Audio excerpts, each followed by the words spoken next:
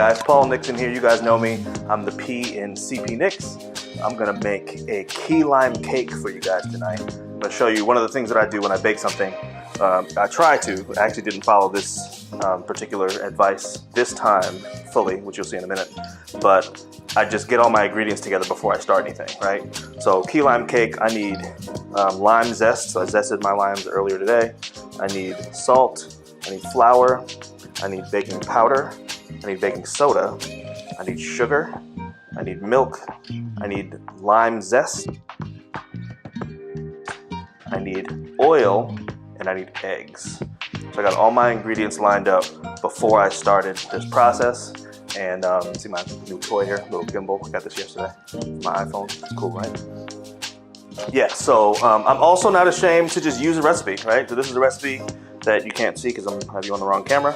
So this is a recipe, my recipe, what happened? Ah, here it is. My recipe for this dessert. Yeah, okay. So I'm going to start baking. I'm going to start putting it together. And you see I got 3 cameras here. I got my gimbal down in the right-hand corner there. That's me in the top. And then I have my other camera. I have my main camera here poised over my mixing bowl. So we can watch the mixing really close when we get to that. All right, so we'll get to that in just a minute. So let's start by mixing together the dry ingredients. All right, so this is, well, the first thing I did actually was I preheated my oven. So, and you'll see, preheated the oven to 325, as you can see there on the gimbal, 325 in the bottom right hand corner of your screen. You also see that it is 6:42 local time here in Huntsville, Alabama, or Madison, as Alabama is where I live. 6:42, and this is the night before Thanksgiving. The reason that's relevant is because, as I mentioned a second ago, I didn't fully follow my own instructions, and I need an ingredient I don't have. So I'm actually gonna make 2 cakes tonight. I'm gonna make a key lime cake, and then I'm gonna make my my go-to, my standard, my favorite probably. Also one of the easiest cakes I make because I make it so often, but it's just a massive, massive hit. Last year I made one for Thanksgiving, and everybody was mad at me because I only made one. So the next day I made another one. Thursday, the cake I made was gone. I made another one Friday. That one was gone on Friday. People ran through it. So I'll do key lime first because it is a little bit more challenging. It's not hard, but it's a little more challenging. Then I'll do the chocolate one, super easy. But for both of them, I need an ingredient I don't have enough of. So I make my icing as well. And I need a lot of powdered sugar for icing. That's all I got. That's like a cup maybe of powdered sugar. It's not nearly enough. So I'm gonna have to go to the store night before Thanksgiving to get powdered sugar, and 6:43. So let me try to make this happen. Okay, here we go. Let me get a bowl, which I didn't grab before. I probably should have, but I didn't, and I don't have a big enough bowl that's clean. Oh, there we go, that's clean. It's in the sink, but it's clean. See? Not even wet. All right, so we're gonna go first with our wet ingredients. Go first with wet ingredients. So wet ingredients go first, and I'll put those into the mixing bowl, okay? Wet ingredients first, and they will go in the mixing bowl. Actually, let's use this one. Let's use this one. All right, so we're gonna do our oil, and I have another secret, which I'll tell you guys about in a minute. Actually, I'll do it as soon as I pour the ingredient. I'll tell you what it is. All right, so we got oil first, and then we have our eggs. Let's crack these eggs. I like to crack, a lot of people crack eggs with a fork. I don't like cracking eggs with a fork because I don't want shell to go into the egg. So I actually crack my eggs on a flat surface like a counter, which I saw on a cooking show once, and I was like, that's kind of cool, let me try it. So for the last maybe 5 years or so, I've been cracking eggs on the counter instead of with a fork, because I don't want that force of the fork slamming into the egg to put eggshell into my beautiful yolk. All right, so there's my eggs, another wet ingredient ingredient. We got oil. We have eggs. What's next? We got milk, lime zest, and lime juice. Okay, so they have the zest and the juice together, all my lime stuff. So there's my lime juice that I measured out before. There's my lime zest. It's 2 tablespoons. Okay, so just for measuring purposes, it's a cup of oil. I used olive oil. I could also use canola oil, but I don't have canola oil right now. So olive oil, 3 large eggs, 2 tablespoons of lime zest, and like I said earlier today, I actually zested 4 limes in preparation to make this, and then 1 tablespoon of lime juice, fresh lime juice. So I zested the limes and then I juiced them. Those limes are garners. And then milk. Milk is my last wet ingredient. So I mentioned a second ago that I have a secret ingredient, and this is it right here. So here's the secret, and I'm not going to tell. This is why it's a secret. I'm not going to tell anybody, but you guys have. This is me on camera saying it. I'm not going to publish this until after the cakes are eaten. So tomorrow, when we get to the dessert, I'll roll again on people reacting to the desserts, the key lime cake and the chocolate cake. I'm going to make both of them dairy-free. I'm going to make both of them gluten-free. So that's my secret. So this is oat milk. This is an extra creamy oat milk that I like. It works really well for baking. I've done this a lot. It works really, really well for baking, especially if you need like whole milk. An extra creamy oat milk, this one that I use, I'm not going to call the name because they're not paying me, but an extra creamy or like a really thick, kind of fatty oat milk works well as a whole milk replacement if you're dairy free. Now this cake obviously is not vegan, you just saw me put eggs in it, but it is dairy free. I have some family members who are allergic to dairy, and I have some other family members who are allergic to gluten, so I'm gonna make both these cakes friendly for both of those people, or all those individuals, I should say, more than 2 people. So there we go. We have our wet ingredients all in the handy KitchenAid that I have here. This was a wedding present, so I've had this for a little over 8 years now. There we go. Mix up the wet ingredients. It's not plugged in. What did I grab some power? There we go. All right, wet ingredients. Let those mix.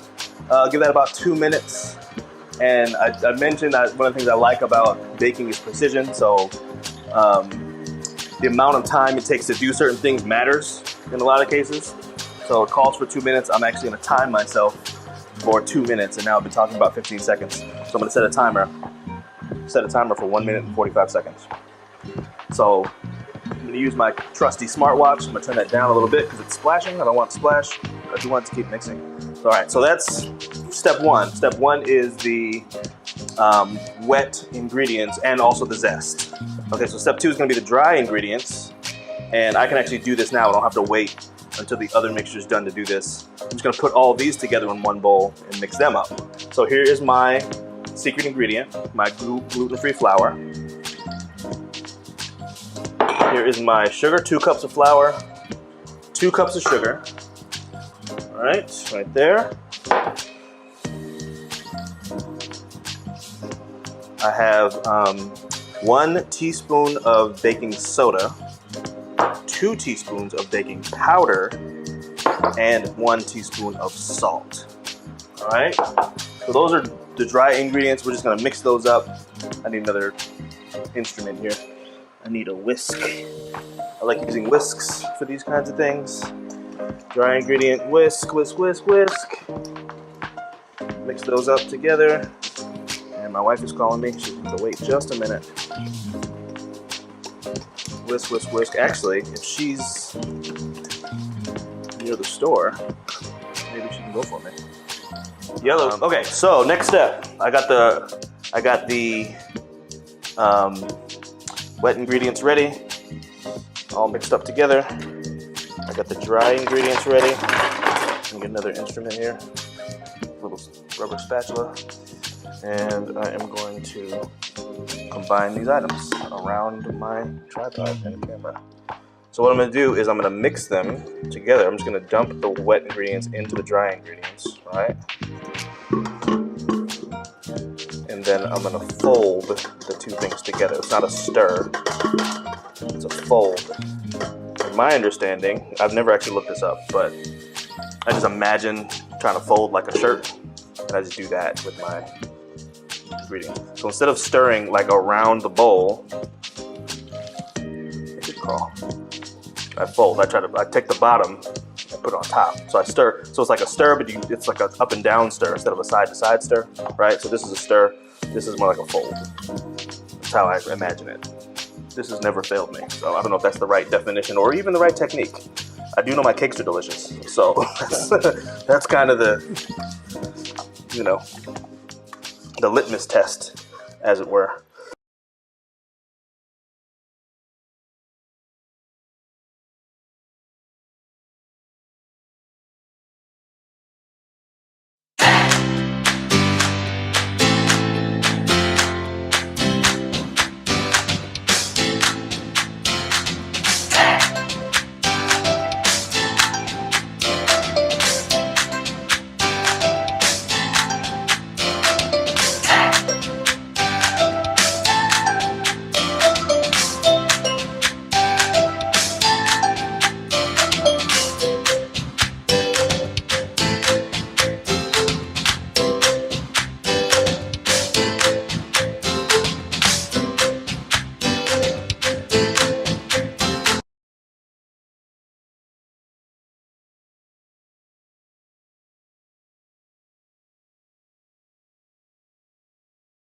My next step is to prepare my baking pans. I have 3 of them here. These are 9-inch or 8-inch, I'm not sure, they're 8 9. But I have 3 of them. And then I have one of my favorite ingredients. It's Perfect Release baking spray. The name is not incorrect. I never have a problem with the stuff sticking to the pan when I use this stuff. This stuff is amazing. You might be like, oh no, he ran out of that too. That's true, but I have a backup, which I knew I did. If I did not buy any, get my next can here. Ooh, this is my last can. It's good to know. Put Perfect Release on my shopping list. That's how I keep up with my staples. I don't wait till I'm running out. I mean, I don't wait till I'm out. I wait till I'm running out. So like if I have 2 cans of something, and I keep 2 cans of something, like if I have 2 bottles of ketchup or something, when I open the last bottle, I buy another one. And I'll probably buy 2 more. So tonight when I go to the store to get more powdered sugar, I'm gonna pick up some of this too. If they're on sale, I'll get a few of them. All right, so we have our pans ready. We have our cake batter ready to be poured. And I already see more lumps, so we know I'm gonna do a little bit of lump removal. And I'm gonna do a time lapse on that. It's gonna take some time. All right, 1, 2, 3, 4, 5. Just trying to be even. 1, 2, 3, 4, 5. 1, 2, 4, 5. It doesn't have to be perfectly even, but you want similar. So when you're doing a layer cake, you want similar layers, similar size layers, because you're going to cook them all together. And the thickness of something affects how long it cooks, right? So you don't want, you know, a layer that's 1/2 inch thick and another layer that's 3/4 of an inch thick, because those will be 2 different cooking times. And you'll pull it out, you pull your cake out, and one layer will be done and one layer won't be. Or both layers will be done, but one layer will be overcooked or something, right? So try to get them even if you can. Seems like I'm not cooking because I'm not counting because I'm not doing it out loud, but I am trying to measure, kind of eyeball it a little bit. And this is something, obviously, I'm not a professional, but I've been doing this for a while. I do this a lot, so you have some little bit of instinct on that. All right, so those are similar layers. They're not exactly the same, so I didn't use a measuring cup, but they are similar, which I am satisfied with. Similar. All right, so here you go. My 3 layers of key lime cake. All right, and I'm going to just kind of do a little bit of lump searching. You know, there's not much in there. Look at that. Not much lump-wise. I got most of the lumps. All right, good. So we learned, right? We learned. So when we do the chocolate cake, and use gluten-free flour for that one as well. Just gonna sift it. That's all. And you'll see how much easier the process is. And this chocolate cake is so much fun. This key lime cake is really delicious, though. This is gonna be great. All right, here we go. View into the oven. Look at that. So we're gonna bake this for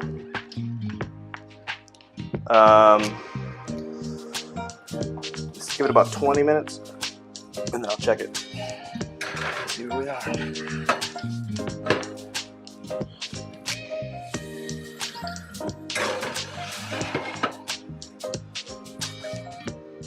I bake them all on the same level. We want them all at the same distance from the heat. Right? Evenness matters. There we go. 20 minutes. Set a 20-minute timer.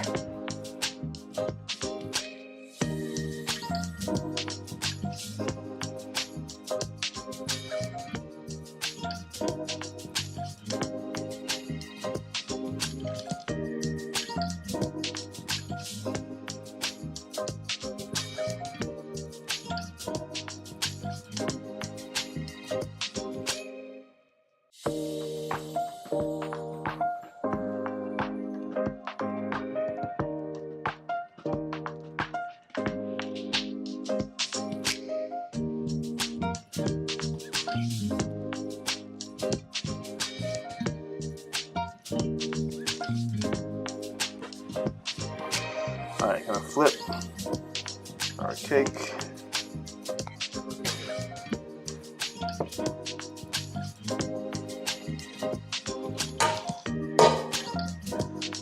I've said before, that I've never had a problem with releasing cake using that perfect release product I mentioned. Here's my pan. Here's my first layer.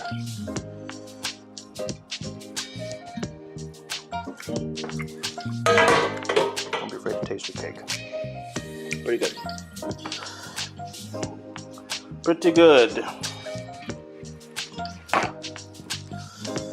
So this is a little bit saggy, and I think it's connected to the flour problem we were dealing with. I didn't sift my gluten-free flour, and I should have. So the cake is a little saggy. This one's not going to release perfectly when I want it to. Here is a knife.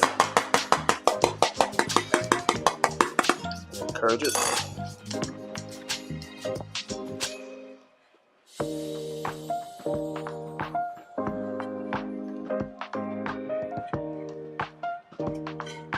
Ooh, that's not good.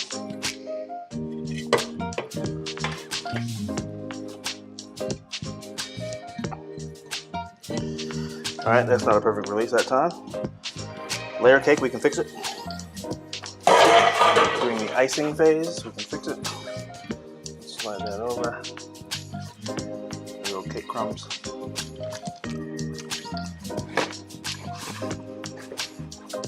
Not bad. Be a little more limey, to be honest with you.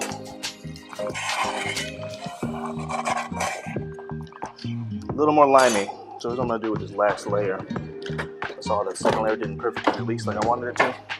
I'm gonna grab a spatula. This is way too high. There we go. Grab the spatula, zoom that out.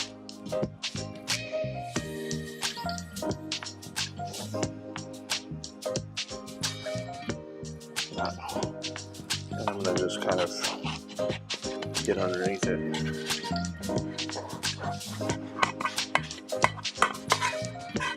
Make sure this lasts. This releases, which it will now.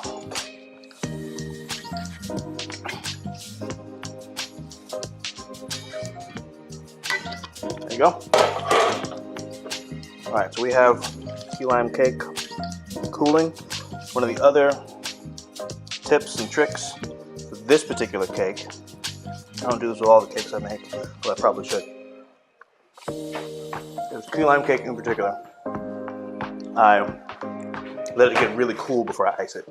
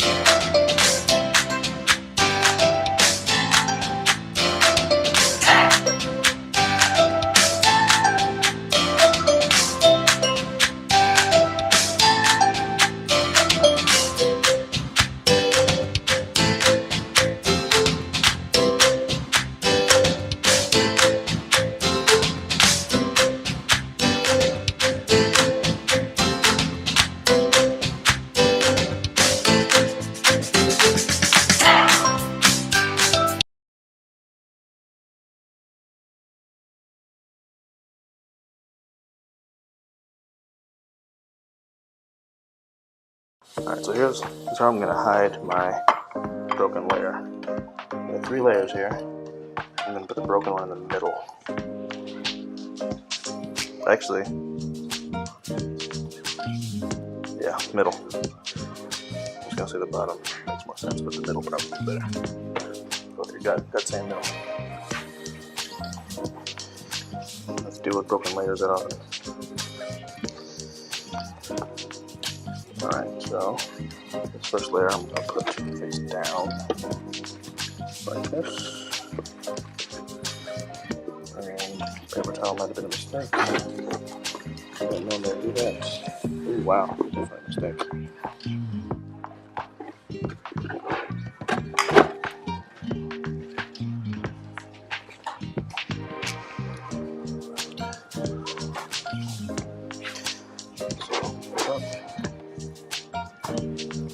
Working around some mistakes here.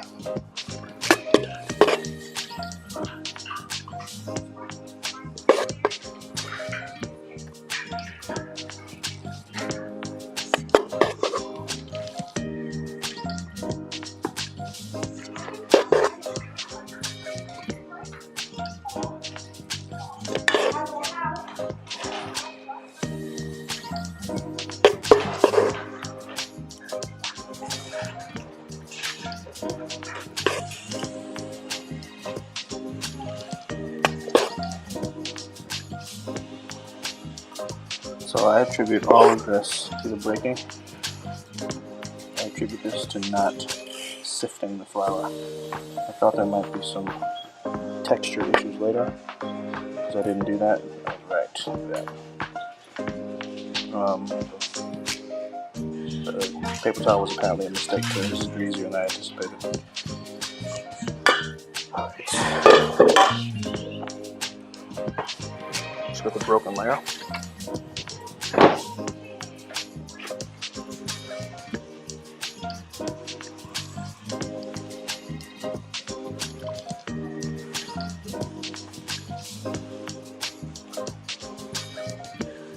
I know where to put this thing. Okay, hold on. Switch these.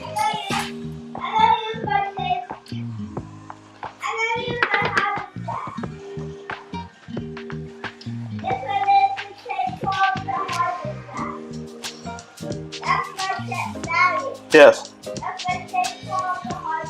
Oh, really?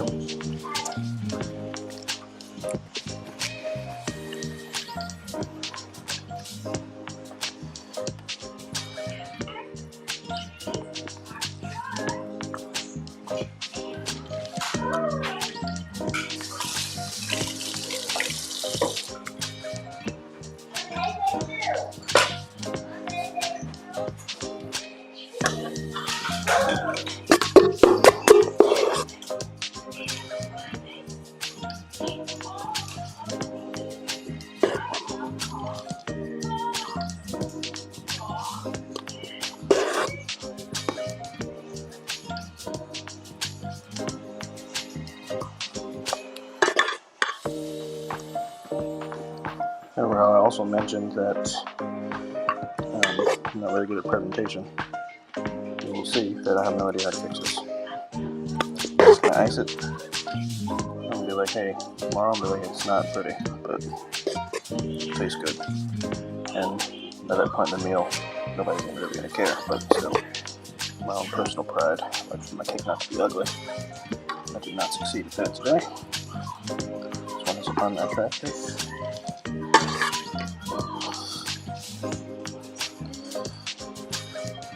Those have a ton of icing.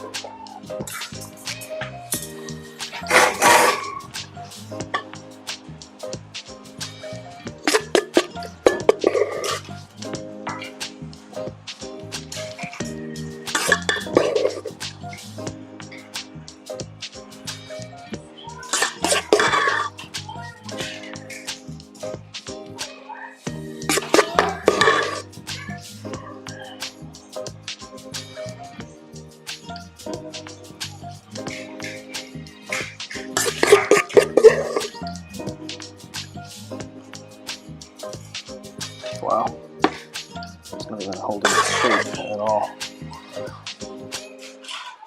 Not my best work.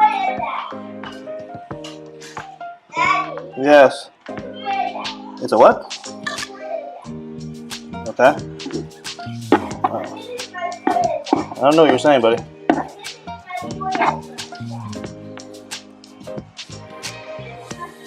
Wow, Claire. This thing is hideous. This cake. Which one you got? Key lime. Why is it hideous? It's unattractive. You put the thing on pizza? The blade? No. What happened? I'm not. So I don't know. So I used gluten-free flour, and I didn't sift it. I should have. I think that's it. It's not even really holding its shape. Oh, really? This looks like a smash burger. It looks like a snack. Yeah. What I could do is make it like a dump cake kind of thing. And bring like a bowl of cake that you scoop instead of a cake that you slice. The key lime dumpling. Yeah. And then all you have to do is just say that. And then your other cake is going to be regular cake, right? It's chocolate cake. It's over there. Right, so you made 2 varieties of cake. One regular Look at and one that. dump What do cake. you mean? Did you taste any of this stuff before you? Yeah. It tastes fine. Okay, so then. That's hideous. Look at that. Unattractive. We're gonna make it a dump cake. Yes. You did what? You cut it? So this is my monstrosity. Yeah. It's called a key lime dump cake. This is a key lime, about to be a key lime It's gonna dump look cake. amazing in a bowl with a spoon. And what I'll do is, literally, I'll just cut it up. It's a good first video because it's a failure. And I'm calling this Amateur Cooking Chronicles to be like, sometimes it doesn't go right. It's not about failure, it's about pivoting. You gotta pivot. That's what it is. That's the lesson. That's the lesson. Hey, Yeah. that's the lesson, guys. Pivot and make it a dump cake. You And gotta what pivot. you need to do tomorrow, Paul, is you need to record them, their reactions of eating it. I'm planning to. That's what I'm saying. I'm planning to record them. Yeah. All right. So let me destroy this. I'm gonna transform it.